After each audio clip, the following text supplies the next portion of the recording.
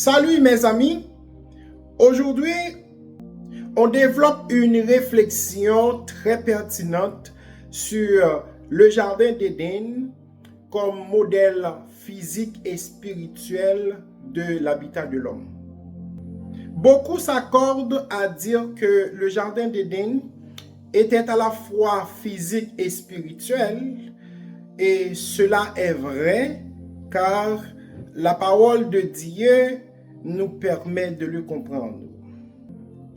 Le jardin d'Éden était physique par sa localisation précise mentionnée en Genèse chapitre 2 versets 10 à 14, où il est question du fleuve se divisant en 4 rivières.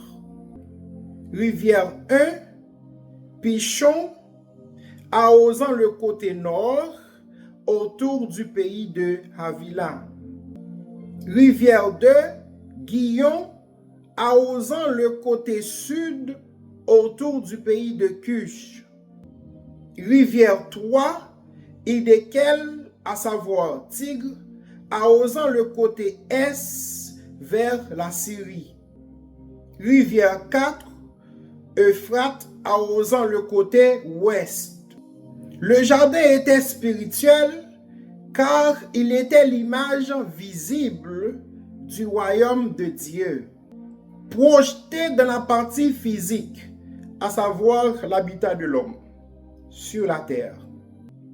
Le jardin d'Éden symbolisait le royaume de Dieu établi sur terre, l'habitat parfait où Dieu voulait vivre avec l'homme.